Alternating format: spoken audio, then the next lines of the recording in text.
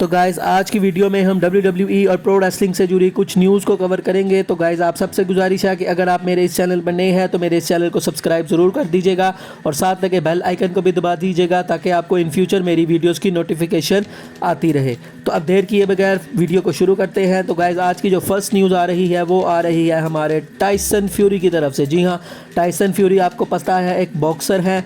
तो अभी उन्होंने रिसेंटली एक ट्वीट में, जो कि अब वो 34 साल के हुए हैं, तो उन्होंने कहा massive thanks to everyone who had an input in my career over the years and after long conversation I finally decided to walk away. इसका मतलब है वो कह रहे हैं कि वो रिटायर होना चाहते हैं बॉक्सिंग से। तो गाइज अगर वो रिटायर हो जाते हैं तो इससे उनके WWE में आने के चांसेस और ज़्यादा बढ़ जाएंगे। तो अब ये देखना काफ़ी इंटरेस्टिंग होगा कि क्या टाइसन फ्यूरी WWE में आ रहे हैं और कब आ रहे हैं, और अगर आ रहे हैं तो उनकी फ्यूड किसके साथ देखने को हमें मिलेगी, क्योंकि मैकिंटायर तो अभी अवेलेबल नहीं है। तो ये काफ़ी इंटरेस्टिंग होगा। नेक्स्ट अपडेट की तरफ गाइज अब हम बढ़ते हैं। तो ये जुड़ी है गुंथर से। जी आपको पता है कि गुंथर ने जो है अपना जो डेब्यू है मेन रोस्टर पे वो कुछ महीनों पहले किया था।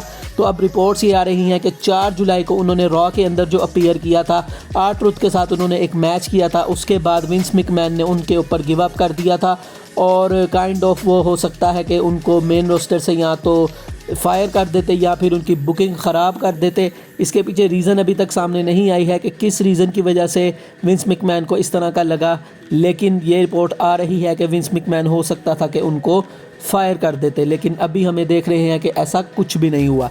नेक्स्ट हम बात करते हैं WWE के रेफरी स्कॉट आर्मस्ट्रॉन्ग की, जो कि उनको WWE ने जनवरी 2022 में ऑफिशियली रिलीज़ कर दिया था। और आपको याद होगा कि CM पंक और अंडरटेकर के मैच में इन्होंने एक दफ़ा ऑफिशियल भी रहे थे, जिसके अंदर थोड़ी कंट्रोवर्सी हो गई थी, जिसमें अंडरटेकर ने टैप आउट नहीं किया था, जबकि इन्होंने CM पंक को मैच जितवा दिया था। उसके बाद एक दफ़ा हमने डैनियल ब्रायन के भी जो है वो फ्यूड में इनको जो है वो देखा था, तब भी इन्होंने कुछ ऐसा ही काम किया था। तो रिसेंटली अब इनको TNA के पेपर व्यू में एक ऑफिशियल एक मैच, जो कि वुमेंस डिवीज़न का मैच था, उसके अंदर इनको एज ऑफिशियल जो है वो देखा गया है रिसेंटली। तो अब देखते हैं कि इनका फ्यूचर कैसा होगा। नेक्स्ट गाइज हम बात करते हैं बॉबी लैशली के बारे में।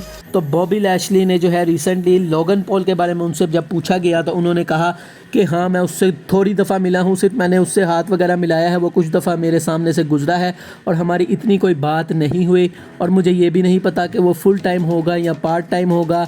लेकिन उन्होंने कहा कि वो एक अच्छी जॉब कर रहा है और जो भी वो कर रहा है उसमें काफ़ी वो अपना इनपुट दे रहा है, और जब वो आएगा तो मुझे लगता है कि वो काफ़ी अच्छा परफॉर्म करेगा। तो ये कहना था बॉबी लैशली का ऑन लोगन पॉल। तो आपका इस बारे में क्या ख्याल है कि क्या लोगन पॉल इस तरह की तारीफ़ डिज़र्व करते हैं जबकि अभी वो अपीयर भी नहीं हो रहे? तो आपने मुझे इसके बारे में ज़रूर बताना है।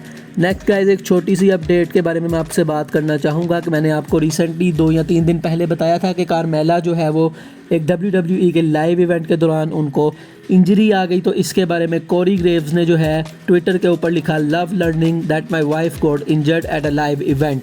तो इसके बारे में कोरी ग्रेव्स का ये कहना था, क्योंकि आपको पता है कि ये जो है रियल लाइफ में हस्बैंड वाइफ है, तो शायद ये इन्होंने इसीलिए लिखा कि अब जो है कारमेला जो है वो घर पर ही रहेंगी, तो वो उनके साथ ज़रा ज़्यादा टाइम स्पेंड कर पाएंगे, क्योंकि WWE के साथ तो इस तरह पॉसिबल नहीं होता, क्योंकि जो सुपरस्टार्स हैं उनको काफ़ी ज़्यादा ट्रैवल करना पड़ता है। तो आपके इसके बारे में क्या थॉट है मुझे आपने बताना है।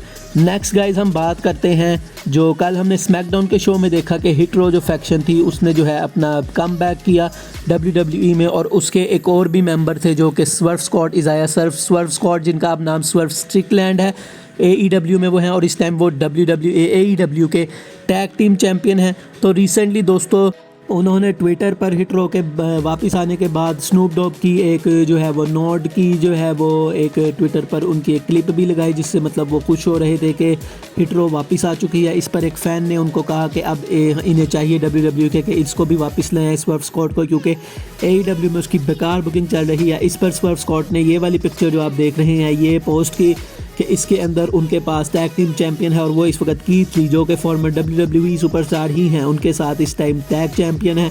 और इस पर उन्होंने फ़ैन का मजाक उड़ाते हुए वेस्टिंग अवे सिर्फ लिखा इसमें और साथ ये पिक्चर को अपलोड किया। तो नेक्स्ट अब हम अपनी अपडेट के बारे में बढ़ते हैं। तो नेक्स्ट गाइज हम बात करने वाले हैं केविन नैश के बारे में।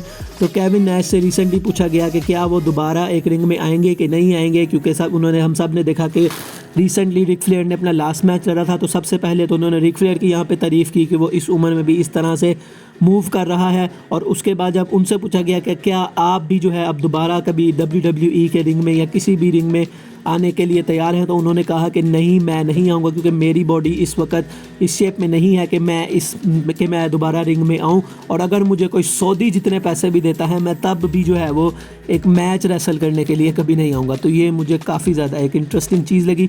नेक्स्ट गाइस हम बात करते हैं नाओमी और साशा बैंक्स के बारे में। तो आप सबको पता है कि नाओमी और साशा बैंक्स आखिरी दफ़ा हमने उनको 16 मई के रॉ के एपिसोड में देखा था, जिनमें वो जो है वो चली गई थी छोड़ के। और उसके बाद कहा जा रहा था कि शायद वो रिलीज़ हो गई हैं, कभी कह रहे थे कि नहीं हुई रिलीज़। तो अब रिसेंटली उनके बारे में एक अपडेट आई है कि उनका रिलीज़ नहीं हुआ और उन्होंने जो है वो WWE में आ जाएंगी वो। लेकिन अभी तक ये डेट कंफर्म नहीं है कि कब तक आएंगी, लेकिन हो सकता है आज आ जाए, कल आ जाए, एक हफ़्ते में, 2 हफ्ते में। क्योंकि ट्रिपल एच का जो विजन है वो ये है कि हर वीक उनको एक ऐसी अपडेट या एक ऐसी न्यूज़ चाहिए जो कि सर्कुलेट करती रहे इंटरनेट पर। तो अब ये देखना काफ़ी इंटरेस्टिंग होगा कि ये कब वापस आती हैं। नेक्स्ट अगर हम बात करें तो आप सबको पता है कि विंस मैकमैन को सुपरस्टार्स के नेम चेंज करने का कितना शौक़ था, और वो बार बार जो है कभी किसी का नाम चेंज कर देते थे तो कभी किसी का नाम चेंज कर देते थे। तो 2 रेसलर जिनकी फ़ोटो आप इस वक्त अपनी स्क्रीन पर देख सकते हैं, एंजल गार्जा और हुम्बर्टो कैरिलो, जिनका अब नाम एंजल और हुम्बर्टो हो चुका है। तो अब रिसेंटली ये कहा जा रहा है कि एंजल गार्जा ने भी इसके बारे में कहा कि अब मेरा जो है वो नाम जो गार्जा है वो वापस लेके आ रहे हैं। और इसी तरह रिपोर्ट के मुताबिक कहा जा रहा है कि हो सकता है कि हुम्बर्टो कैरिलो का भी जो लास्ट नेम है वो उनको मिल जाए। अब ये नाम चेंज की क्या पॉलिसी होती है, इसके बारे में हम एक और अलहदा से वीडियो में बात करेंगे।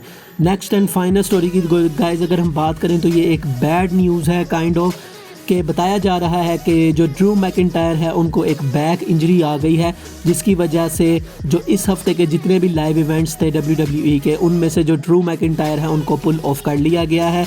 तो गाइस अब ये हो सकता है ये इंजरी कल स्मैकडाउन के शो के दौरान रेसल करते हुए उनको आई हो। अब ये इंजरी किस टाइप की है, इसके ये ज़्यादा सीरियस है या नहीं है, अभी इसके बारे में कोई अपडेट तो नहीं आई है। तो अब हम जो है वो विश करेंगे कि ड्रू मैकिंटायर जल्दी से जो है वो ठीक हो जाए, क्योंकि जो ड्रू मैकिंटायर है उनका क्लैश एट द कासल में बहुत बड़ा मैच है और वो उनके होम टाउन में भी है। और ये भी जो है वो स्पेकुलेट किया जा रहा है कि हो सकता है ड्रू मैकिंटायर जो है वो रोमन रेंज को उनके टाइटल से डिथ्रोन कर दें। तो इस तरह के हालात जब हों और इस तरह की जब आप पीक पर हों, तो इस तरह फिर आपको इंजर अगर आप हो जाए तो ये कहीं से भी अच्छा नहीं होता। तो हम विश करेंगे कि ड्रू मैकिंटायर जल्दी से जो है वो रिकवर कर जाए और नेक्स्ट वीक तक वो बिल्कुल ठीक हो जाए और क्लैश एट द कासल में भी वो रेसल करें। तो ये थी गाइस आज की वीडियो, अच्छी लगी हो तो लाइक ज़रूर कर दीजिएगा, चैनल को सब्सक्राइब कर दीजिएगा। मिलेंगे नेक्स्ट वीडियो में, तब तक के लिए अल्लाह हाफिज़।